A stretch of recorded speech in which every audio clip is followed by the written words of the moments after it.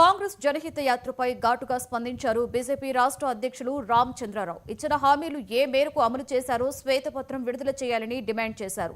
మలేగావ్ పేలుళ్లు, ఎమ్మెల్యేల party ఫిరాయింపులపై court తీర్పులను స్వాగతించారు. తన జిల్లాల పర్యటనలో ప్రజలు, పార్టీ శ్రేణుల నుండి అపూర్వ స్పందన వచ్చింది అంటున్న రామచంద్రరావుతో మా bureau chief reporter Srinivas face to face.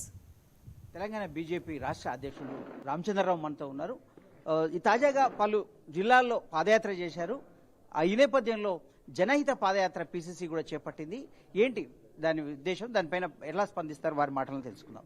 చెప్పండి, మీరు పాదయాత్ర చేస్తున్నారు ఒకవైపు, తాజాగా పరి నుంచి జనహిత పాదయాత్ర పీసీసీ ప్రదేశ్ కాంగ్రెస్ చేపడతా ఉంది, ఎట్లా చూస్తారు?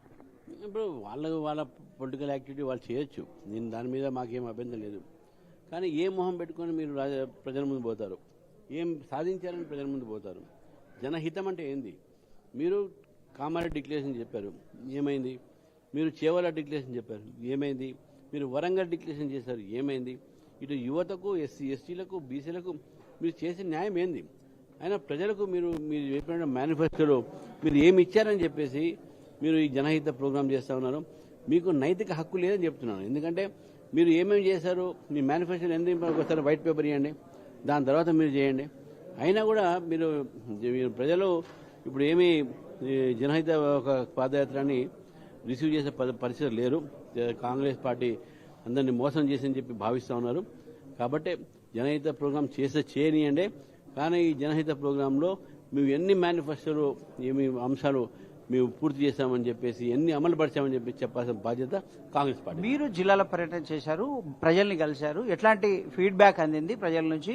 మీరు శ్రేణులకు ఎట్లాంటి పిలుపునిస్తున్నారు? శ్రేణులు ఒకటే పిలుపు, మనం గెలుస్తున్నాము, మన మంచి వాతావరణం ఉన్నది, మొత్తం గెలవాలి. మొత్తం నేను నల్గొండ, మహబూబ్ నగర్, వరంగల్, మెదక్ ఇవన్నీ కూడా తిరిగి వచ్చాను. మహబూబాబాద్ ఇవన్నీ చాలా మంచి వాతావరణం ఉన్నది. కాంగ్రెస్ పార్టీ అక్కడ అందరూ కూడా వ్యతిరేకిస్తున్నారు. శ్రేణుల్లో కూడా ఉత్సాహం ఉన్నది. స్థానిక ఎన్నికల్లో కూడా బీజేపీ గట్టిగా పనిచేసి గెలిచే అవకాశాలు చాలా బాగా కనబడతా ఉన్నాయి. చివరిగా కోర్టు తీర్పులు, మాలేగావ్ కావచ్చు, ఈ ఎమ్మెల్యేల ఫిరాయింపు కావచ్చు, వీటిపైన కోర్టు తీర్పు వచ్చింది ఎట్లా? అలాగే ఘోష్ కమిషన్ కూడా ఈరోజు నివేదిక ఇచ్చింది, ఎట్లా చూస్తారు? ఘోష్ కమిషన్ నివేదిక మొత్తం చదవలేదు కాబట్టి నేను ఏం చెప్పలేను. But as for as Malegaon అది ఒకటి అయితే సుప్రీంకోర్టు ఈ ఫిరాయింపు దాని మీద రెండు కూడా అది స్వాగతం ఇచ్చేస్తున్నటువంటి జడ్జిమెంట్. Thank you.